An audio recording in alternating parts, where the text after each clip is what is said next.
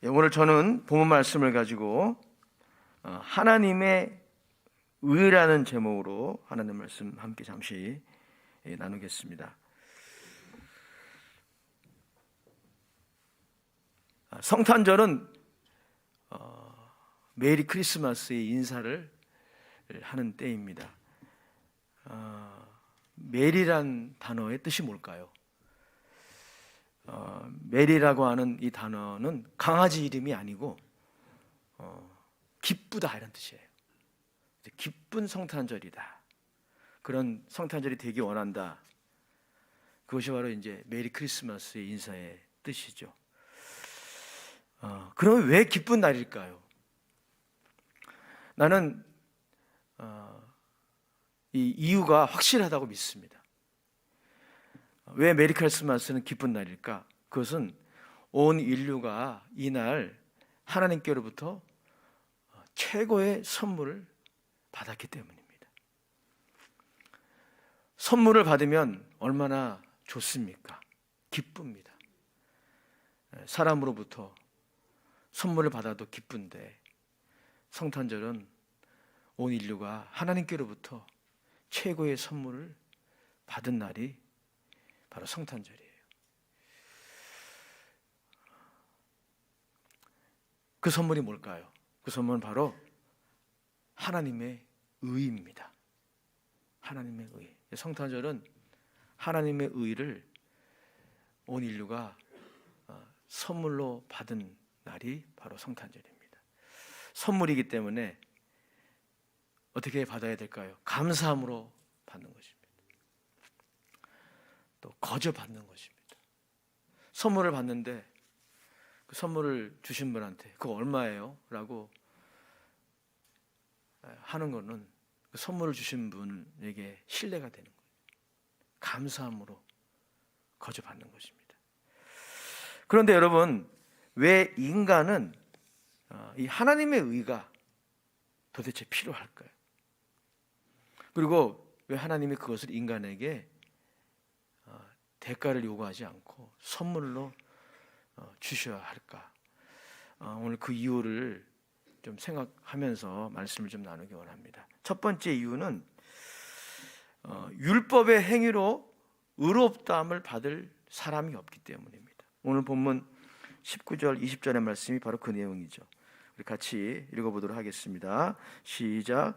우리가 알거니와 무릇 율법이 말하는 바는 율법 아래에 있는 자들에게 말하는 것이니 이는 모든 입을 막고 온 세상으로 하나님의 심판 아래에 있게 하려 함이라.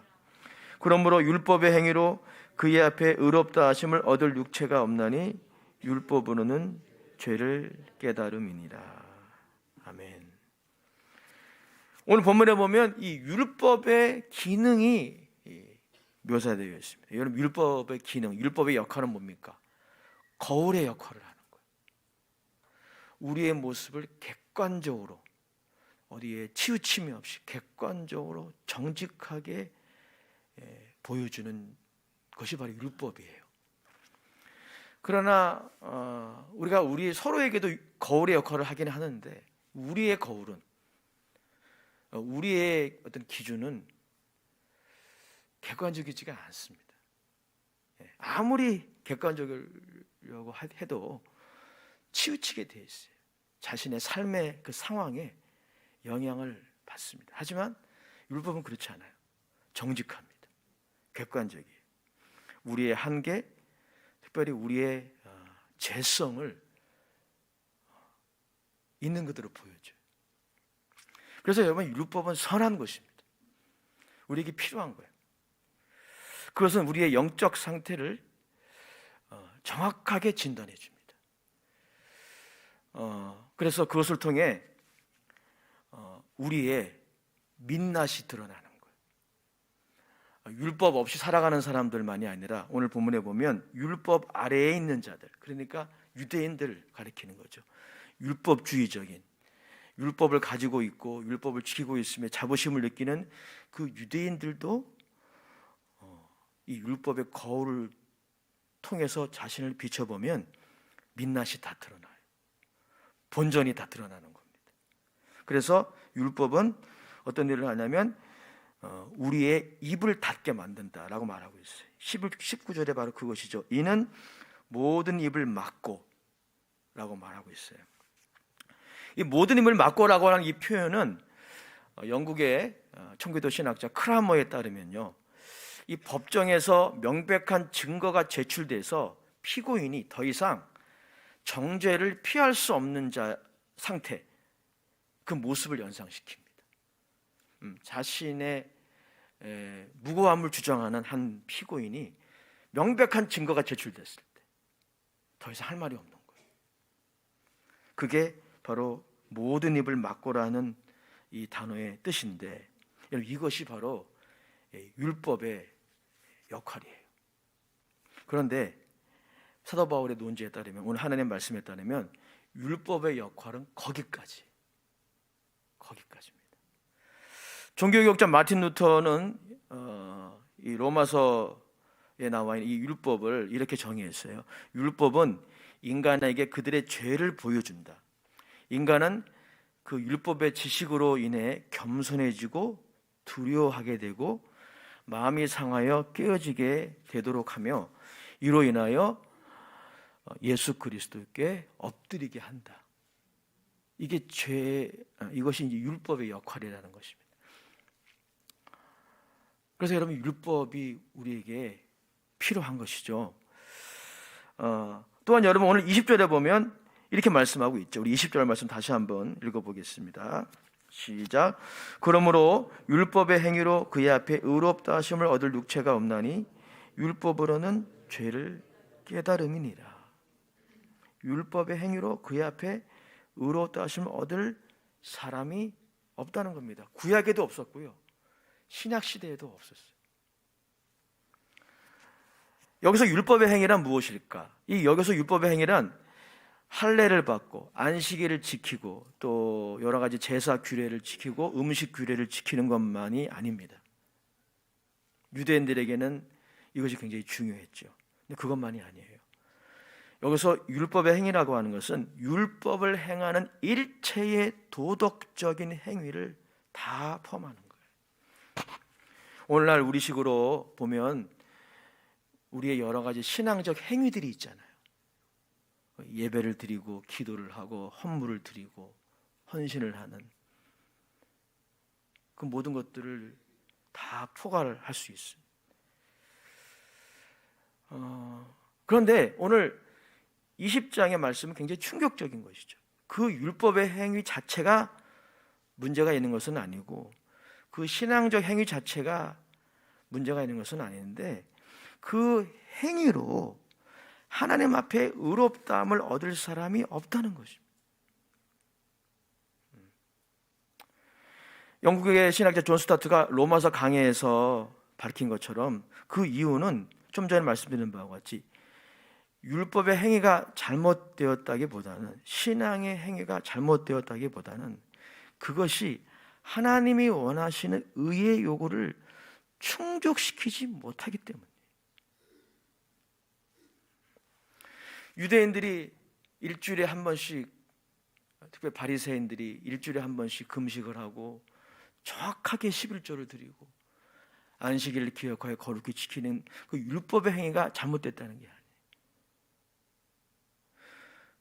무엇이 잘못된 겁니까? 그 율법의 행위로 또 그 신앙의 행위로 하나님이 원하시는 의의 요구를 충족시키려고 하는, 또 그렇게 할 수 있다라고 믿는, 그건 믿음이 아니라 신념이죠. 신념. 그것이 잘못된 것이다. 예수님의 산상수훈을 우리가 격주마다 나누잖아요. 예수님의 산상수훈은 그것을 우리에게 잘 보여줘요. 예수님의 산상수훈은 누구에게 1차적으로 주신 겁니까? 당시 나름대로 율법을 잘 지켰다고 자부하는 유대인들에게 주신 말씀이에요. 그런데 예수님이 우리에게 주신 산상수훈은 그 핵심이 뭡니까? 그 유대인들이 여전히 율법의 전통에 충실했던 그 유대인들이 여전히 하나님이 원하시는 의의 수준에 턱없이 미치지 못하고 있음을 여실히 보여주는 것이 예수님의 산상수훈이에요. 그런 예를 들어 우리가 앞으로 마태복음을 나눌 때 나누겠지만 마태복음 5장에 보면 예수님의 황금률이 등장합니다. 황금률, 골든룰이죠. 예수님이 오신 목적이 율법을 폐하러 오시지 않았다고 분명 말씀하셨어요. 율법을 완성하러 오셨다고 말씀하셨어요. 그러면서 예수님이 율법을 재해석하셨어요. 그 예가 여러 가지가 있는데 마태복음 5장에 보면 예수님이 이런 말씀하셨죠. 너희가 살인하지 말라는 말을 들었으나. 여기까지는 유대인들이 알고 있는 율법의 내용이죠. 근데 예수님은 확대하셨어요. 그 말을 들었으나 형제에게 라가라고 하는 자는 살인자와 방불하다. 라가가 뭐냐면 등신, 바보, 인격적인 비난입니다. 그 말을 하는 것이 살인하는 것과 방불하다는 거예요. 그런 사람들은 지옥의 판결을 받게 될 것이다. 무서운 말씀하셨어요. 예수님이 하나님이 우리들에게 원하시는 의의 수준을 우리에게 제시하신 거예요. 그냥 사람을 칼로 찔러 죽이지 않는 것, 그것만이 아니라는 거예요. 오늘날 여러분 촌철살인이라는 말이 있잖아요. 우리 칼로 죽이진 않아도 다른 도구로 죽일 때가 참 많죠. 예수님은 계속 이어나가셨어요. 너희가 간음하지 말라 하는 말을 들었으나. 여기까지는 유대인들도 잘 알고 있는 율법이에요. 그들은 간음하는 행위를 혹은 외도 이런 것들을 하지 않았기 때문에 하나님이 나를 인정하신다라고 생각했던 것 같아요. 예수님이 그들의 허를 찌르십니다. 나는 너희에게 이르노니 여인을 보고 음욕을 품는 자마다 이미 간음하였느니라. 여러분, 이게 하나님이 원하시는 의의 수준이에요. 상당한 거예요, 여러분. 예수님이 하향 평준화하신 것이 아니라 하나님이 원하시는 높은 수준의 의의 수준을 제시한 거예요. 예수님께서 이어나가셨어요. 너희가 이웃을 사랑하는 말을 들었으나. 여기까지는 유대인들도 잘 아는 계명이에요. 나는 너희에게 이르노니 너희 원수를 사랑하고 축복하라. 너희 원수가 오리를 가자고 하면 십리까지 가고. 왼뺨이 먼저인가요? 오른뺨이 먼저인가요? 그건 모르겠는데 왼뺨을 치면 오른뺨을 들여대라.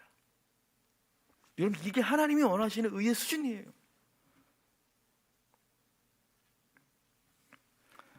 그러므로 여러분, 하나님 앞에 의롭다함을 받기 위하여 자신의 율법의 행위 혹은 신앙의 행위를 의지하는 것은 이 하나님의 의의 수준에 비춰볼 때 얼토당토한 거예요. 기억하십시오. 율법의 정죄는 방탕하고 불의한 사람들만이 아니라 율법의 행위를 하나님께 인정받기 위해서 의지하는 모든 사람들에게도 적용됩니다. 우리가 우리의 율법의 행위, 우리의 의, 그리고 신앙의 행위조차 하나님 앞에 의롭다함을 받기 위해 턱없이 부족하다는 것을 인정하지 않고 그것들을 의지하게 되면 어떤 일이 생깁니까? 영적, 도덕적 자만에 빠지게 돼요. 그리고 내가 헌신하는 그런 행위를 하지 않는 사람들에 대해서 배타적이게 됩니다. 나는 봉사 열심히 하는데 쟤는 뭐야? 그렇게 되는 거예요. 헌신하고 봉사하면서도 기쁨이 없는 거죠. 감사와 감격이 없는 겁니다. 사도 바울이 이것을 꿰뚫어 본 것입니다. 혹자의 표현에 나와 있듯이 술주정뱅이, 살인자, 사기꾼 등은 탄광 아시죠? 탄광의 막장에 있는 사람들이라고 비유할 수 있어요. 그런데 그들만이 아니라 탄광 꼭대기 지상에 있는 사람들, 제가 좀 아까 언급했던 것처럼 율법의 행위를 의지하는 도덕적 영적 엘리트들, 저도 그런 사람 중에 한 사람이라고 생각해요. 제가 엘리트라는 게 아니라 그렇게 착각하고 있는, 그 지상에 있는 사람들도 탄광 막장에 있는 사람이나 탄광 꼭대기 지상에 있는 사람이나 하늘의 별을 따지 못하는 데 있어서는 똑같아요. 그렇지 않아요? 탄광 막장에 있는 사람이나 지상에 있는 사람이나 하늘의 별을 따지 못해. 하나님이 원하시는 의의 수준에 미치지 못해. 그것이 우리의 실존입니다. 이것을 인정하는 게 신앙의 출발점이라 제가 2주 전에 말씀을 드렸죠. 이거 첫 번째 이유예요. 하나님의 의가 필요한, 선물로 우리에게 받아야 되는 첫 번째. 두 번째 이유는 뭐냐면, 의롭다 하심을 받지 못하면요, 우리 모두 하나님의 영광에 그 누구도 이르지 못합니다. 오늘 본문 23절 말씀이 바로 그 내용입니다. 같이 읽어보겠습니다. 시작. 모든 사람이 죄를 범하였으며 하나님의 영광에 이르지 못하더니. 하나님의 영광이란 여기서 무엇을 의미할까요? 하나님의 형상 혹은 하나님의 성품, 그리고 제가 좀 전에 언급했던 하나님이 원하시는 수준이, 하나님이 원하시는 기준이, 이것을 의미해요. 그런데 안타깝게도 오늘 본문이 우리에게 증거하듯이 인간은 범죄함으로 그 기준을 따라 사는 것을 실패했습니다. 그리고 첫사람의 실패가 계속 유전이 돼서 지금도 우리는 실패할 때가 얼마나 많이 있습니까? 그런데 여러분, 이게 작은 문제라고 생각하지 마시기 바랍니다. 우리가 보통 인류가 해결해야 할 심각한 문제들을 나열하자면 몇 가지가 있죠. 지구온난화의 문제, 빈부격차의 문제, 그리고 전쟁과 또 갈등, 이런 문제들, 식량 문제, 또 기타 등등. 근데 여러분, 제가 단언컨대 그 모든 문제를 다 합해도 이 문제처럼 심각하지 않아요. 하나님의 영광에 이르지 못하는 것, 가장 큰 불행입니다. 하나님과 영원히 단절되는 것, 가장 큰 불행. 사람이 온 천하를 얻고도 이 문제를 해결하지 못하면 무슨 유익이 있겠어요? 그런데 여러분, 하나님의 의의 수준을 우리가 성취하지 못하면 하나님의 영광에 이르지 못합니다. 이것은 우리가 구원을 받지 못함을 의미하며 동시에 오늘이라고 하는 이 시간 속에서 하나님께 나아갈 수 없음을 의미해요. 여러분, 우리가 하나님의 영광에 이르지 못하면 여러분이 드리는 수많은 예배들, 수많은 기도들, 그냥 종교적인 행위로 끝나는 거예요. 하나님께는 아무런 관계가 없게 되는 거예요. 그러니 여러분, 이것처럼 심각한 문제가 어디 있겠어요? 의롭다 하심을 받지 못한다면 죄의 용서를 받지 못할 뿐 아니라 하나님께 나아가는 것이 불허될 수밖에 없으니, 여러분, 이 문제처럼 생각할 수가 있겠습니까? 이것이 인간의 실존인 것입니다. 세 번째 이유가 있습니다. 이 문제를 해결할 수 있는 길이 있다는 거예요. 그것은 바로 하나님께 있다는 거예요. 하나님이 하나님의 의를 선물로 주신다는 것입니다. 그것이 바로 오늘 본문 20절에서 23절까지의 말씀이죠. 우리 같이 읽어보겠습니다. 20절에서 23절 시작. 그러므로 율법의 행위로 그의 앞에 의롭다 하심을 얻을 육체가 없나니 율법으로는 죄를 깨달음이니라. 이제는 율법에 하나님의 한 의가 나타났으니 율법과 선지자들에게 증거를 받은 것이라. 곧 예수 그리스도를 믿음으로 말미암아 모든 믿는 자에게 미치는 하나님의 의니 차별이 없느니라. 모든 사람이 죄를 범하였음에 하나님의 영광에 이르지 못하더니. 22절의 말씀 제가 다시 읽어드리겠습니다. 곧 예수 그리스도를 믿음으로 말미암아 모든 믿는 자에게 미치는 하나님의 의니 차별이 없느니라. 즉 여러분, 하나님이 우리에게 선물로 주시는 의가 있다는 거예요. 순교격자 루터의 표현처럼 여기서 하나님의 의라고 하는 것은 하나님 자신의 완전한 의를 의미하는 것이 아니라 하나님이 주도적으로 우리들에게 수여하시는, 선물로 수여하시는 의를 말해요. 그리고 이것이 없이는 그 누구도 하나님의 영광에 이르지 못한다는 것입니다. 그래서 여러분, 오늘 본문 20절에서 23절까지의 말씀을 로마서 전체에서 가장 중요한 구절이라 말해도 과언이 아니에요. 여기 보면 이제는이라는 단어가 나오죠. 21절에 이제는 율법 외에 하나님의 한 의가 나타났다라고 말씀하고 있어요. 즉 여러분, 이 말씀은 율법의 의가 아니라 하나님의 의가, 선물로 주시는 하나님의 의가 모든 사람들에게 계시되는 새로운 시대가 열렸다는 것입니다. 그래서 이제는이라는 단어를 쓰고 있는 거예요. 또한 여기 보면 22절에 미치는이라고 나와 있어요. 모든 믿는 자에게 미치는 하나님의 의라고 나와 있어요. 여기서 미치는이라는 말은 하나님으로부터 선물로 주어주는 이 의가 모든 사람에게, 정확하게는 모든 믿는 자들에게 주어졌다는 것입니다.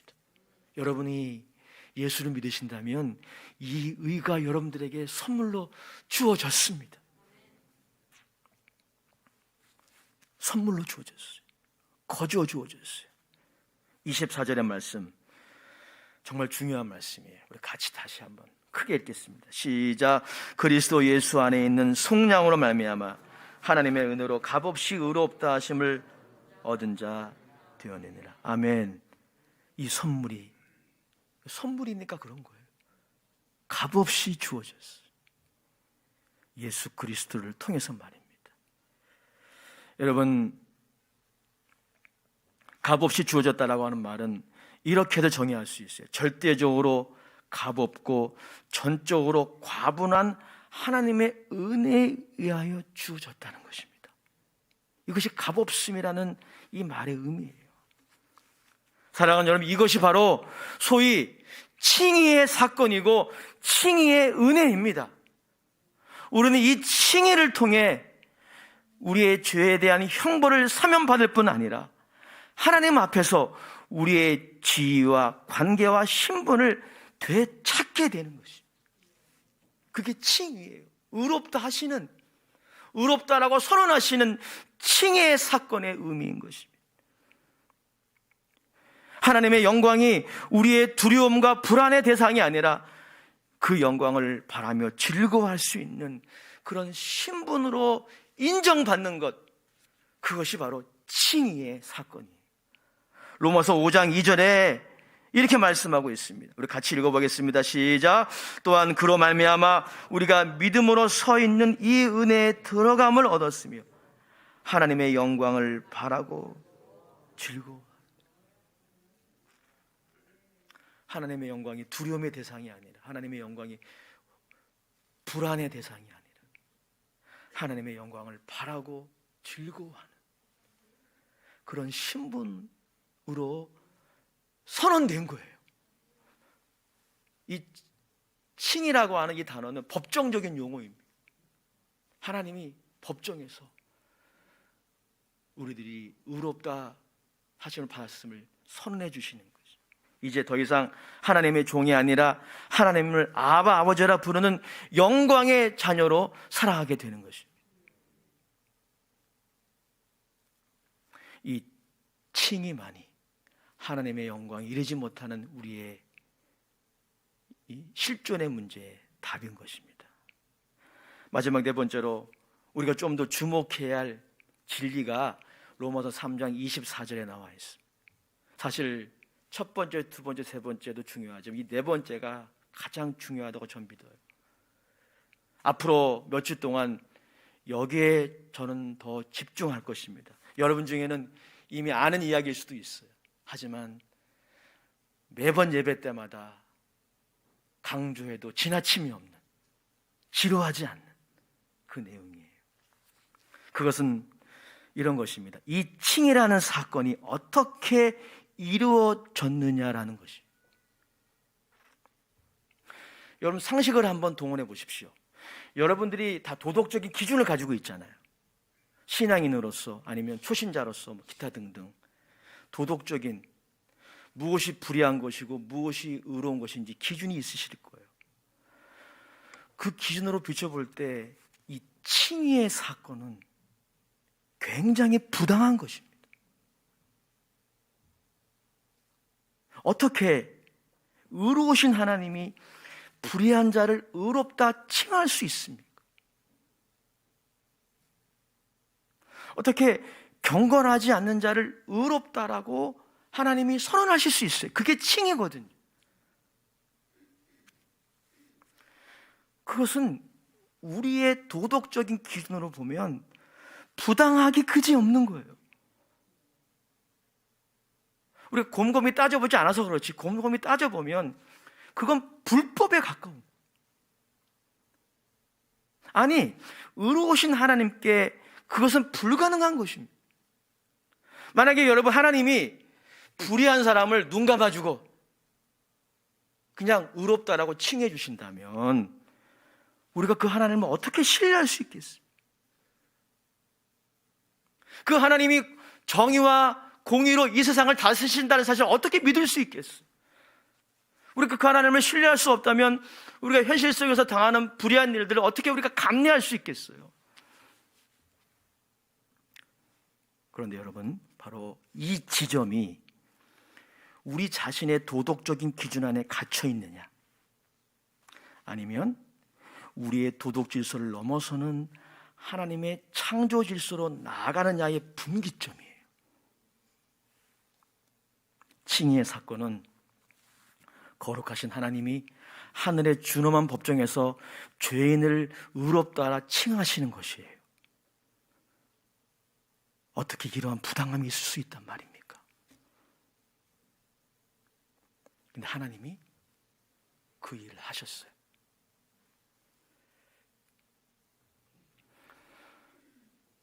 여러분 기억하십시오. 그 칭의는 오직, 정말 오직 예수 그리스도의 죽음 안에서만 일어날 수 있습니다.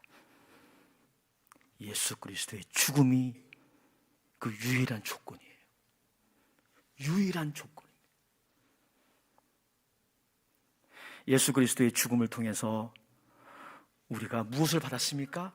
속량을 받았기 때문에 가능해집니다. 24절 말씀 다시 한번 읽어요. 24절 시작. 그리스도 예수 안에 있는 속량으로 말미암아 하나님의 은혜로 값없이 의롭다 하심을 얻은 자 되었습니다. 여기서 속량이라는 말은 헬라어로 아폴로 트로시스라는 단어라고 해요. 한글 번역은 구속이란 말로도 번역이 가능해요. 이 단어는 당시 시장에서 쓰는 상업 용어였습니다. 이 구속이란 단어의 뜻, 속량이란 단어의 뜻은 어떤 사람이 노예를 자신의 값을 지불하고 사는 거예요. 그리고 그 노예에게 자유를 주는 거예요. 노예가 한 일은 아무것도 없어요. 그 노예를 산 주인이 다 한 거예요. 대가를 다 지불한 겁니다. 그리고 그 일로 말미암아 그 종은 자유를 얻게 되는 거예요. 그게 속량이고 그게 구속이에요. 사랑하는 여러분, 예수 그리스도의 죽음 안에서, 오직 예수 그리스도의 죽음 안에서 우리는 죄와 죄책의 종노릇하는 삶에서 해방되는 것입니다. 죄와 죄책의 권세에서, 그 노예살이에서 우리를 해방시킬 수 있는 유일한 조건은 하나님의 아들의 죽음밖에 없어요. 왜냐하면 그분이 자신의 피로 우리를 대속했기 때문입니다. 우리의 채무가 탕감받았어요. 그것이 값없이라는 말의 의미예요. 사랑하는 여러분, 값없이라는 말은 별로 가치가 없고 헐값이라는 말이 결코 아닙니다. 그게 아니라 하나님 자신이 그 비싼 값을 다 치렀다는 것입니다. 그 일을 예수 그리스도께서 자원함으로 순종하심으로 이루신 거예요. 2000년 6월 23일 버지니아주의 한 청각 장애인 부부가 법정에 피고인으로 서게 됩니다. 그 이유는 월세 250불을 내지 못했어요. 집주인이 이 청각장애인 부부를 고소했어요. 법에 따르면 이들은 그 월세를 내지 않으면 심판을 받아야 했습니다. 재판의 끝에 그들은 유죄 판결을 받고 그리고 벌금 판결을 받았어요. 그런데 재판 말미에 갑자기 재판장이 자신의 지갑에서 250불을 꺼냈어요. 그리고 그 청각장애인 부부를 고소한 집주인에게 월세를 지불했습니다. 그리고 재판은 끝났습니다. 그 청각장애인 부부가 한 것은 아무것도 없어요. 재판장이 다 지불한 것입니다. 이것이 바로 속량의 의미예요. 미국의 풀러 신학교의 성서학 박사인 김세현 박사가 말한 것처럼 칭의는 그리스도의 대리적인 죽음에 이처럼 기초에 있습니다. 데살로니가전서 5장 9절 10절도 이 하나님의 은혜를 증거하고 있어요. 우리 같이 한 목소리로 큰 소리로 읽어보겠습니다. 시작. 하나님이 우리를 세우심은 노하심에 이르게 하심이 아니요 오직 우리 주 예수 그리스도로 말미암아 구원을 받게 하십니다. 예수께서 우리를 위하여 죽으사 우리로 하여금 깨어있든지 자든지 자기와 함께 살게 하려 하셨느니라. 아멘. 예수께서 우리를 위하여 죽으사, 이게 키포인트. 믿음은 예수 그리스도의 죽음과 부활로 말미암아 이루어주신 이 구원 사건을 받아들이는 것입니다. 이 복음을 그저 받아들이는 거예요. 그래서 좋은 소식인 것입니다. 그래서 가스펠이에요. 가스펠이라는 게 뭐냐면 굿뉴스라는 거예요. 굿뉴스. 왜 예수님이 오셨다는 이 성탄의 소식이 굿뉴스일까? 이것 때문이에요. 하나님이 다 페이오프하셨어요.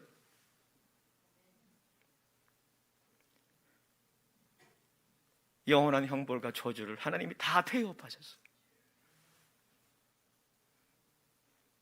그래서 메리 크리스마스예요. 우리는 그저 그 믿음을 통해 예수께서 이루신 구원을 나의 것으로 만드는 것입니다. 결론입니다. 그러므로 오늘 사도 바울의 결론이 뭐예요? 자랑할 것이 없어요. 자랑할 것이 없어요. 이걸 곰곰이 따져보지 않아서 그렇지, 이걸 곰곰이 따져보면, 이 복음의 능력, 이 칭의의 은혜를 곰곰이 따져보면 여러분들은 다 하나같이 이렇게 이야기할 거예요. 하나님, 자랑할 것이 없군요. 자랑할 것이 없군요. 27절 28절 같이 읽어보겠습니다. 로마서 3장 27절 28절 시작. 그런즉 자랑할 데가 어디냐? 있을 수가 없느니라. 무슨 법으로냐? 행위로냐? 아니라 오직 믿음의 법으로니라. 그러므로 사람이 의롭다 하심을 얻는 것은 율법의 행위 있지 않고 믿음으로 되는 줄 우리가 인정하노라. 사랑하는 여러분, 우리가 이 칭의의 은혜를 알 때, 이 하나님의 의의 이 본질을 알 때 영적 도덕적 엘리트 의식에 빠질 이유가 없습니다. 이게 문제 아니에요. 여러분, 율법의 행위가, 신앙의 행위가 문제겠어요? 하나님이 축복하시는 근거가 되죠. 근데 문제는 그것 때문에 우리가 영적 도덕적 엘리트 의식에 빠지는 게 문제인 거예요. 믿음의 법으로만, 은혜로만 하나님의 의를 받습니다. 그렇기 때문에 여러분, 영적 도덕적 자만심에 빠질 이유가 없어요. 사랑하는 여러분, 믿음으로 의롭게 된 사람들은 어떤 사람들입니까? 여러분, 오해하지 마십시오. 그들은 이제 율법도 다 폐기 처분하고 자기 마음대로 사는 사람일까요? 결코 그렇지 않아요. 믿음으로 의롭게 된 사람들은 율법 조항의 표면적인 순종이 아니라 새로운 순종, 그러니까 자신의 육신의 정욕이 아니라 성령의 소욕을 따라 예수 그리스도를 따르게 됩니다. 단순히 율법을 지키는 정도가 아니라 예수 그리스도를, 율법보다 더 크신, 율법의 완성이 되신 그분을 따라가는 삶을 열망하게 되고 살게 되는 것입니다. 예수 그리스도 안에 칭의의 은혜로 속량받은 사람들은 이제 더 이상 자기 마음대로 살아가는 면허증을 받는 것이 아니라 이제 오직 주의 사랑에 매여. 우리 그런 찬양 있잖아요. 오직 주의 사랑에 매여 내 영 기뻐 노래합니다. 그 삶을 살게 돼요. 율법 조항에 매이는 삶이 아니라 그리스도의 사랑에 매인 바, 성령에 매인 바. 주님, 나의 인생을 주님께 드립니다. 이런 삶을 살게 되는. 설교를 준비하면서 코로나19 3년의 기간이 마치 주마등처럼 스쳤어. 지난주에는 우리 교회 재직들이 총회를 했습니다. 한 해를 정리를 했어요. 생각해 보니까 감사할 게 너무 많더라고요. 감사할 게. 사실 불평할 것을 생각해 보면 왜 없겠어요. 그러나 따져보니까 또 오늘 말씀에 비춰보니까 감사할 것이 압도적으로 많습니다. 오늘 여러분들이 그것을 인정하고 이 예배당을 떠나실 수 있다면 참 좋겠어요. 참 감사할 게 많다. 전 개인적으로 하나님께 감사할 게 너무나 많다라는 생각을 하게 됐어요. 또 개인적으로 저희 아버님이시지만 원로 목사님께 감사할 것이 참으로 많다는 생각을 하게 됐어요. 그리고 우리 교회 당회 장로님들, 또 우리 재정의 안수 집사님들, 또 우리 재직분들에게, 또 성도 여러분 모두에게 감사할 게 참 많다. 할렐루야. 그 생각을 하게 됐어요. 그런 생각의 전환이 저에게 이루어졌어요. 코로나19로 인해서 통계, 이건 정확한 통계예요. 5만여의 교회 중에서 1만 개의 교회가 문을 닫았다고 해요. 참으로 힘든 시간이 계속되고 있죠. 그런데 좀 하나님의 은혜죠. 하나님의 은혜. 이것은 우리 교회를 향한 하나님의 사명이라고 저는 믿습니다. 우리 교회가 감당해야 할 사명이 있기 때문에 이 은혜를 부어주신다고 저는 믿어요. 그건 뭐냐면, 여러분, 코로나19 기간 동안에 참 재정적으로 어려울 수 있는 그런 상황이었는데 교회 영상 장비를 다 바꾸고 LED 스크린을 구입을 하고 십자가를 바꾸고 상수도 공사를 새로 하고, 그리고 목회자 승용차도 바꿨어요. 교회의 기물입니다. 하나님의 은혜입니다. 원로 목사님께도 감사하고 싶었어요. 몇 년 전에 우리 재직분들 다 아시겠지만 우리 교회가 재정적으로 어려웠습니다. 왜냐하면 교회 부채를, 산정리 순복음계 부채까지 갚아야 되기 때문에 어려웠는데 원로 목사님이 도와주셔서 소위 말하는 갈아타는 것을 했어요. 만약에 그것을 안 했더라면 이런 모든 것들은 불가능했을 것입니다. 그리고 당회 또 재정의 분들이 많이 도와주시고 또 좋은 충고를 해주셔서 차를 구입하고 또 이제 교회 기물로 하는 모든 작업들이 완료가 되고 있습니다. 특별히 이 자리를 빌어서 목회자 승용차 구입에 물질력으로 헌신하신 모든 분들에게 다시 한번 진심으로 감사를 드립니다. 이번 성탄절 하나님의 선물로 인하여 감사하는 시간이 되기를 원합니다. 하나님 안에서 기뻐하는 성탄절이 되십시다. 우리에게 혹시 찾아올 수 있는 영적 도덕적 자부심 절제합시다. 하나님 앞에서 자랑할 것이 없음을 인정합시다. 자랑하는 자는 하나님 안에서 해야 할 것입니다. 이제 믿음의 법을 따라 성령을 따라 살아갑시다. 새로운 순종으로 하나님께 영광을 돌립시다. 아멘. 아버지 하나님, 고개 숙여 기도하는 하나님의 귀한 종들을 축복해 주시사 하나님의 의를 선물로 받은 그 하나님의 특권과 은혜를 인하여 하나님께 감사하고 이제는 육신을 따라 살아가는 것이 아니라 율법주의로 살아가는 것이 아니라 믿음의 법과 성령을 따라 살아가는 우리의 일주일이 될 수 있도록, 우리의 영원한 삶이 될 수 있도록 축복해 주시옵소서. 예수님의 이름으로 감사하며 기도드립니다. 아멘. 우리 찬송가 126장 찬양하시고 함께 우리 기도하는 시간 가지겠습니다.